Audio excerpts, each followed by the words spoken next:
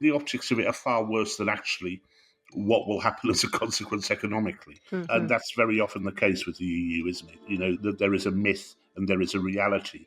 But the mythological side of it is very important. I think from a European perspective, it's at least a turning point in the relationship. I think this is the first deal where it's actually, again, about how to work together and create a win-win situation from which both sides can prosper. Hello, and welcome to Independent Thinking, the podcast from Chatham House. I'm Bronwen Maddox. Next month, believe it or not, will be 9 years since the British public voted for Brexit. On Monday, there was a deal between the UK and EU which improves the terms of relations. It covered key areas from security and energy to the one many businesses really wanted, moving food products across borders without as much red tape. And there's been lots of scorn poured on it. Is this a mouse, not an elephant? Starmer's done no better than Theresa May, one columnist this morning. Also, a lot of questions about where the UK will end up between the US and the EU and China, much what we were talking about last week. We're going to talk about three things today. The first one is, what difference does this deal make? Is it a good deal, bad deal, not really a deal at all? The second one, what about the political implications for the UK, for Starmer himself? And finally, is Brexit now done, in the sense that there's not going to be much more of this? We can stop talking about it even. I'm joined by Rod Liddle from The Spectator and Nicolai von Ondarza from our Europe programme. Rod, Nicolai, welcome. Let me plunge straight in. What do we make of this? Nicolai, you're one of our associate fellows. Your other hat is as head of the EU at the German Institute for International and Security Affairs. And just in your view, good deal?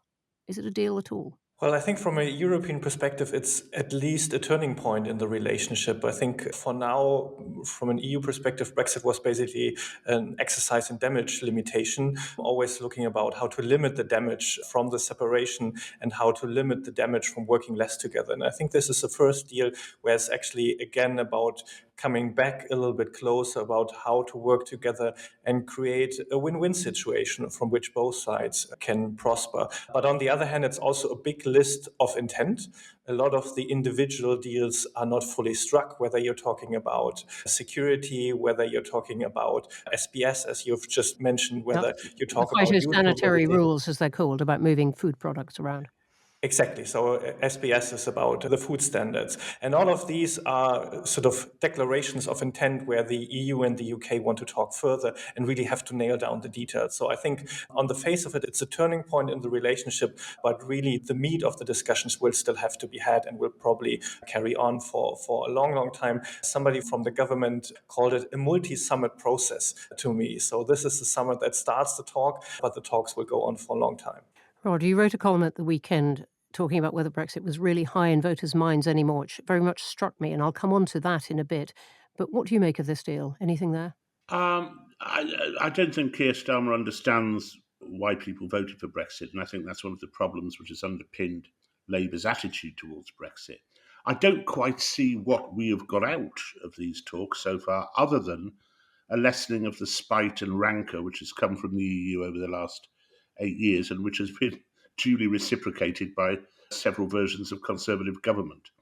And that's a good thing. Most of the people I talk to who voted Brexit, and I'm sitting here in a place where 65% of the electorate did vote for Brexit, have no problem whatsoever and never did have a problem with close relations with the European Union, so long as it wasn't an autocratic European Union which told us how to conduct our affairs too much.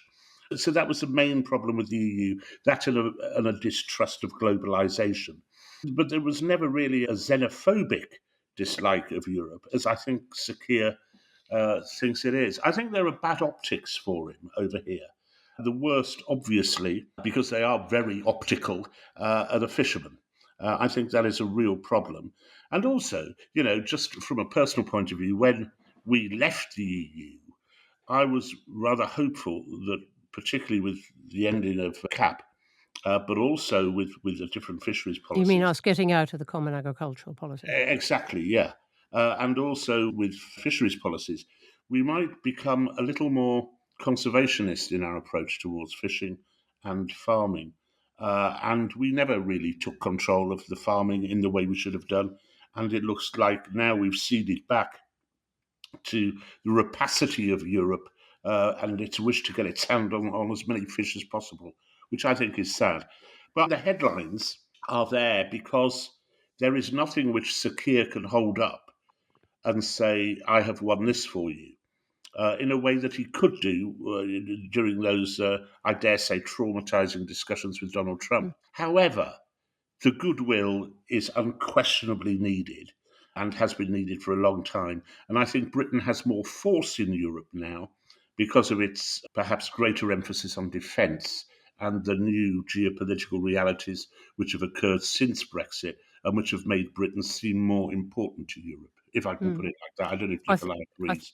I think that's right. And you've both emphasized the change in mood that this represents. And I think that is important. I had one European ambassador sitting at Chatham House sofa this week saying, oh, we never realized you care about the e-gates. Well, you mean you've all been standing there in those lines swearing at us for spite? And I said, well, yeah, pretty much yes. And he laughed. It easily changed. But I want e-gates aside. I just want to stay for a moment on what Starmer has got out of this. I am indeed looking at many headlines around, and I'm looking at where Juliet Samuel in the Times said Starmer's done no better with the EU than Theresa May did. Despite his boasts, his so-called deal offers far less than her Chequers plan, which he voted down. Nicolai, looking at the positive, the British lot are saying, look, this will add a little bit to GDP. The most detailed bit of the actual agreement, not the wish list, is about the phytosanitary agreements moving just a whole lot less red tape for all kinds of businesses, moving stuff across borders. How does that look to you, and how does it look from the European side as a potential substantial improvement? Well, I think you can look at it two ways. The first, I would say that economically, it's not a substantial deal for the European Union. So here in Germany, for instance, all the attention, if there was it at all, on Monday was about the security bit. And I think for most EU member states, this was really the most important part of that agreement, the closer cooperation in security and defense. And then on the economic side, from a European point of view, as long as the UK sticks with its fundamental red line, no customs union, no single market, and so on, there is only room for limited improvement. But in this limited improvement, I think there is much more flexibility than there has been in the past. So I wouldn't subscribe that reading that the current UK government did worse than in the Brexit negotiations. I think this is for the first time where the EU actually moved a little bit away from this mantra that the UK will only have to be able to replicate one of the relationships of Norway or Switzerland and so on. There is actually quite some flexibility in the deal on individual sectors. You mentioned the SPS agreement. Also on pharmaceuticals, there is at least the intention to talk there deeper.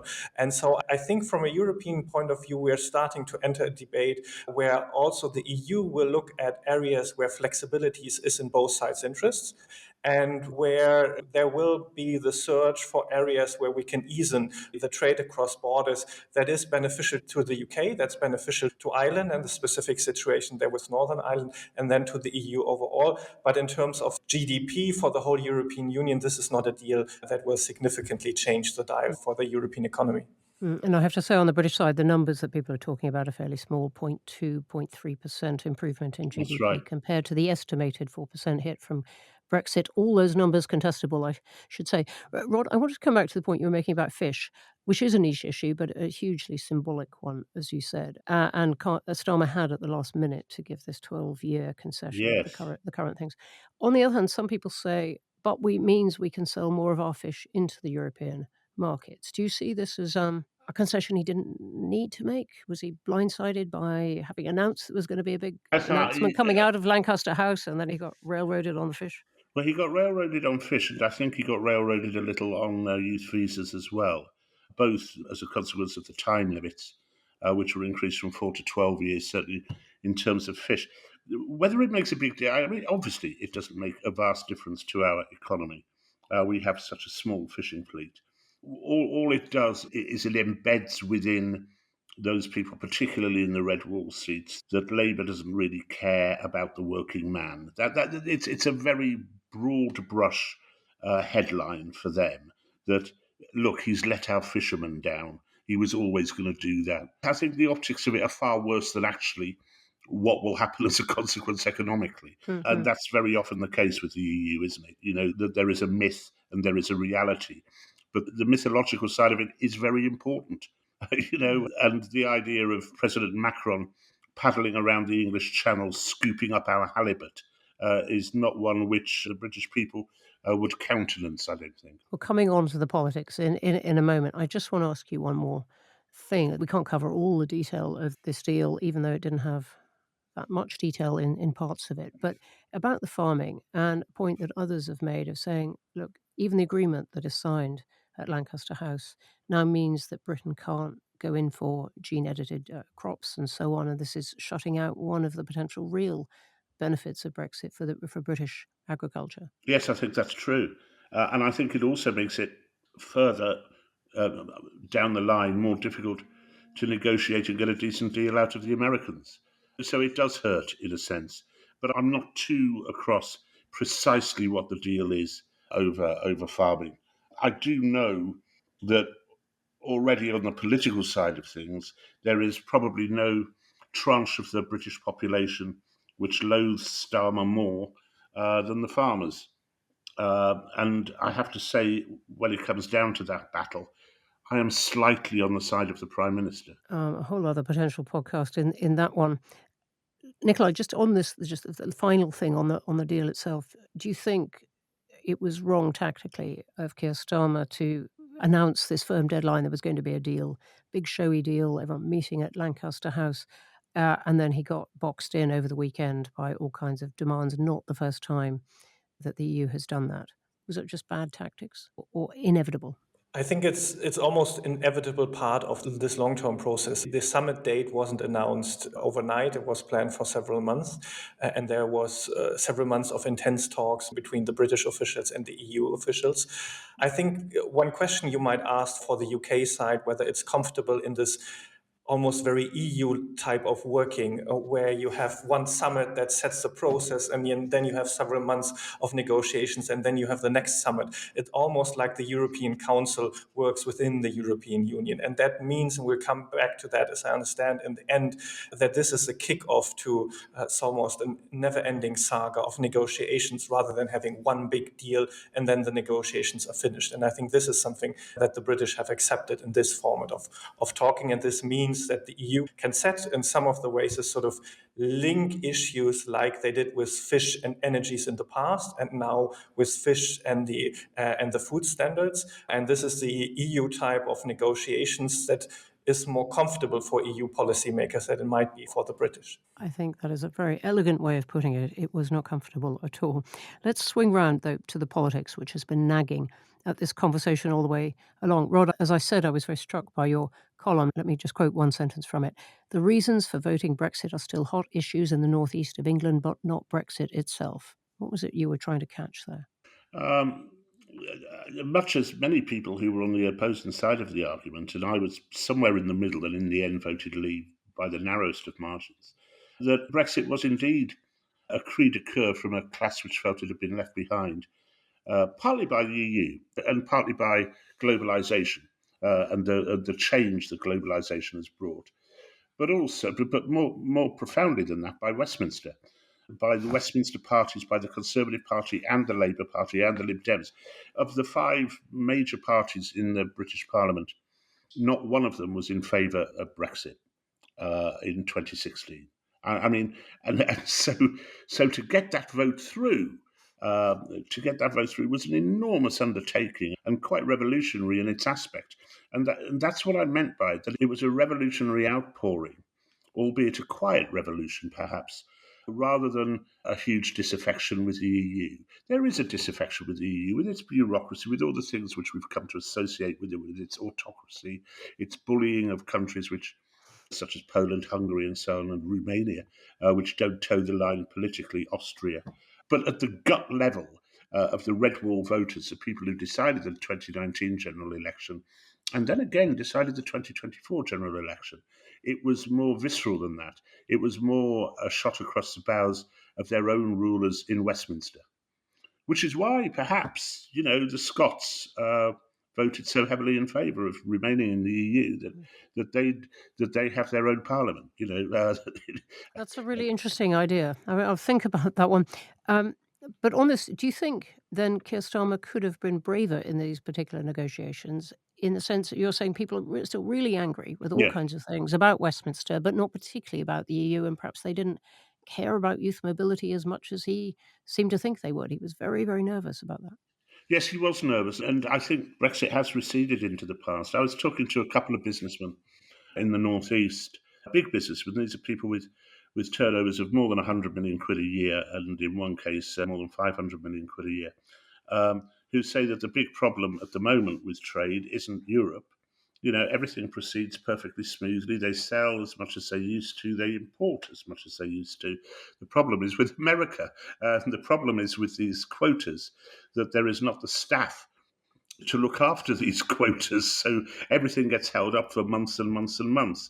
And technology has changed. Blockchain has moved on. We've moved on from all that. I think an awful lot of the stuff which we agonised about over Brexit has indeed receded into the past. And I think also, in fairness, it has to be said that with the Russian invasion of Ukraine and with Donald Trump's disaffection with Europe, because there's no great love for Donald Trump amongst the working class voters here, even if they may applaud the scrapping of DEI targets and similar expressions of progressive culture, even though they may dislike that. There's no great liking for Trump.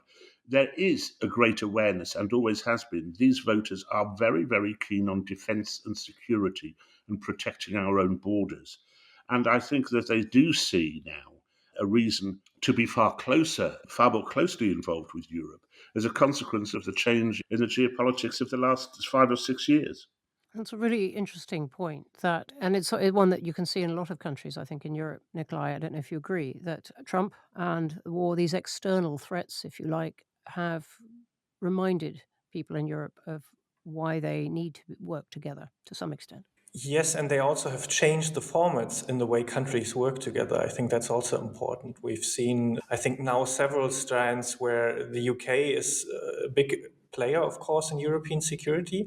And since Brexit, there has been a little bit of a surge how the UK can play a continuous role in European security. And I think the war against Ukraine, but also the insecurity about the transatlantic relationship has led to this coalition of the willing, where the UK is leading with France and is certainly at the center there. It has led to a resurgence of a format that people call Weimar Plus here in Germany. So France, Germany, Poland, plus the UK, Italy, and Spain, and sometimes the EU institutions. And it has led to the security and defense partnership that we saw on Monday, whereas the clear intention of the EU with this 150 billion euro fund for European defense to offer an opportunity for the UK to plug in there. And I think it's a very good signal that we've achieved that.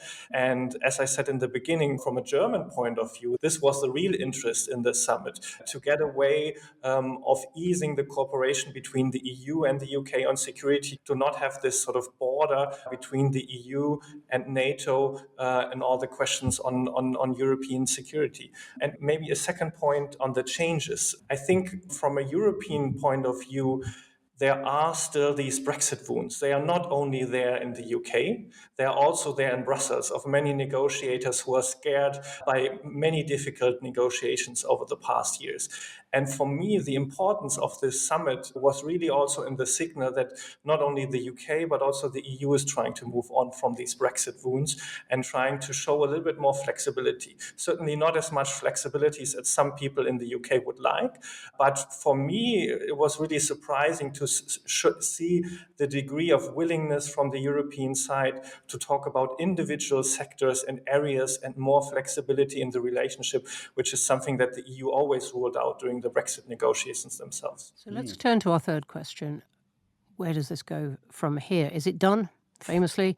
And I'm looking at a headline in the FT, Janan Ganesh, Britain will be negotiating with Europe forever. This small deal has really brought out eloquence from some of our columnists, I have to say. Let me just quote a bit from that. Britain will never settle its relationship with the EU. He says, life outside is too difficult, which is why no other member state has left. So is life inside, which is why no British politician of the front rank proposes full re-entry. Does this go on and on and on? What do you think, Rod?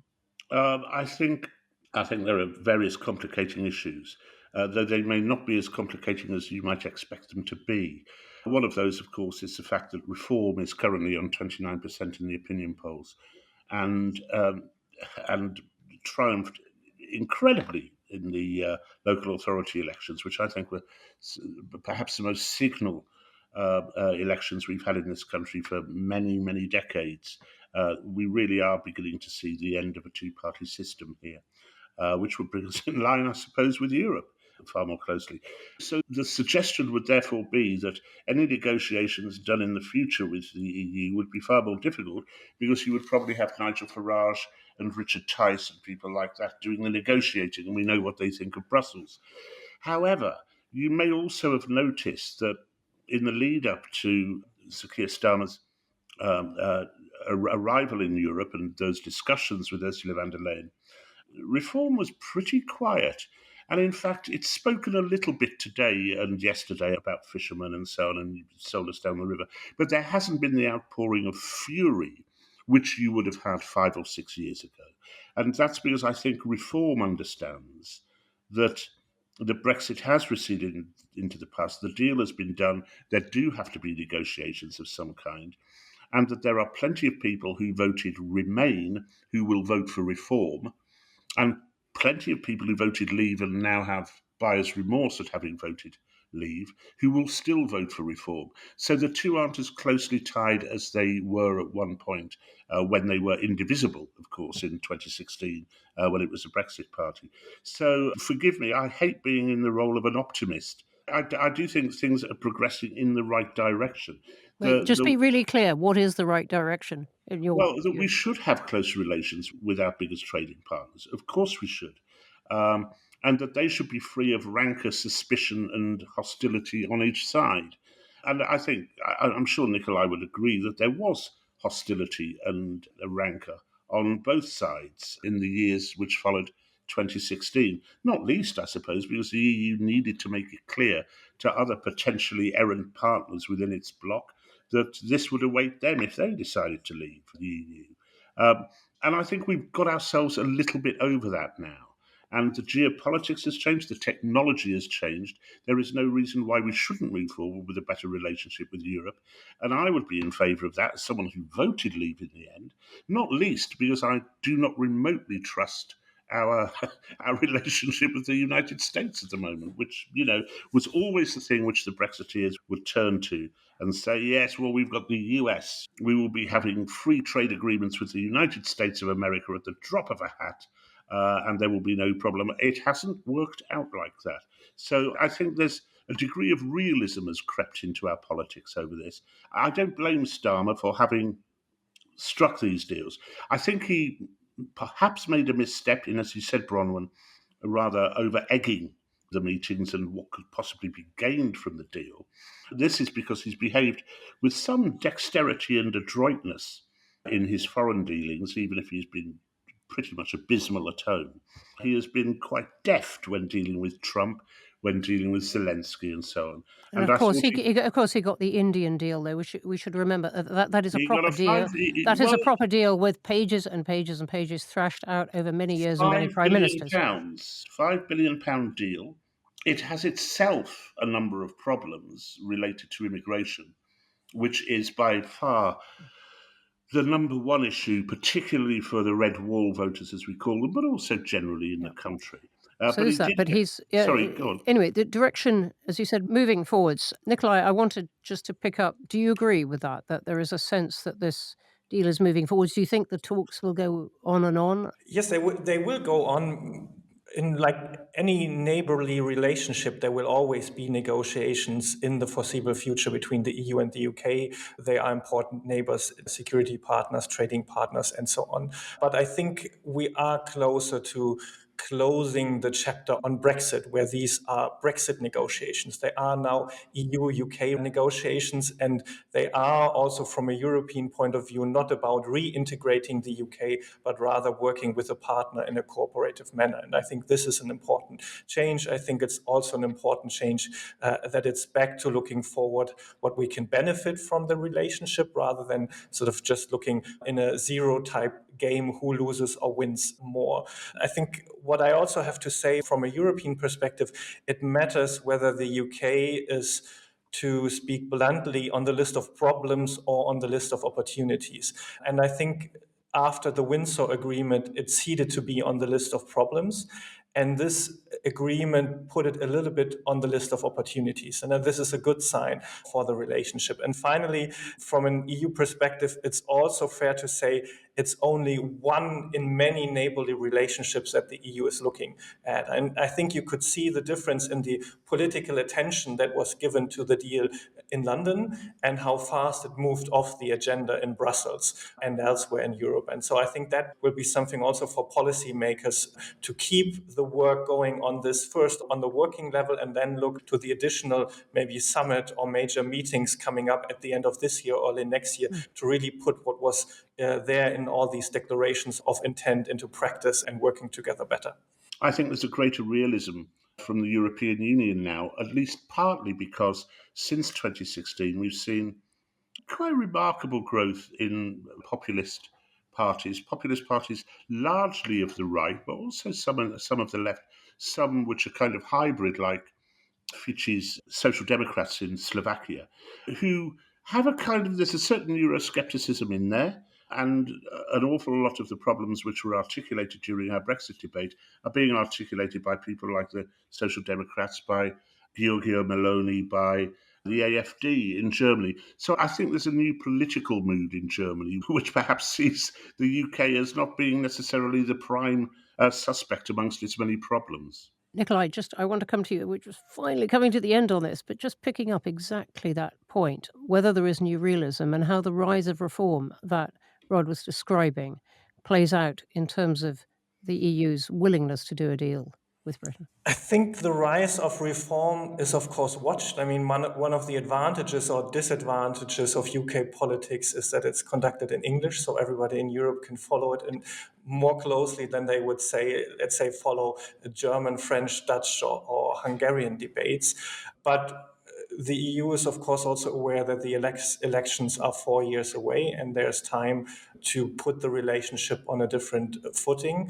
And we also know that there are insecurities about the future of many other European countries. Look at the next French presidential elections. We are having the elections in Poland, presidential elections that could have huge repercussions. So I don't think this will rule out the current areas of cooperation. I think it would make it more difficult to think about a bigger leap in cooperation if Labour were to want to do that, but that is currently, as I see it, not on the cards. The only thing where I would maybe disagree a little bit is that this rise of populism is the point that has changed the EU's position on Brexit. I think it's interesting that most of the Eurosceptics in the EU, I would maybe bracket out the AfD because they have become much, much more radical. Most of the others have now made their peace with the EU. So Marine Le Pen, Meloni, Salvini in Italy, even Viktor Orban says he doesn't want to leave the EU and he knows how important it is economically. And all of them have supported the EU's negotiation stance towards the UK. So I think the bigger factor is really the re-establishment of trust after the Windsor Agreement, and it's the Ukraine war and the re-importance of security for European politics. I think the populist rise is rather not the area or not the factor that really changed the EU position on the UK. So on that, we return to where we started, which is good marks all round on the mood of this particular deal and lots of detail to come. We're going to have to stop there. Please do leave us a review. We do read them. We enjoy reading them, usually. Our producer this week was Amanda Nunn. I'm Bronwen Maddox. Goodbye.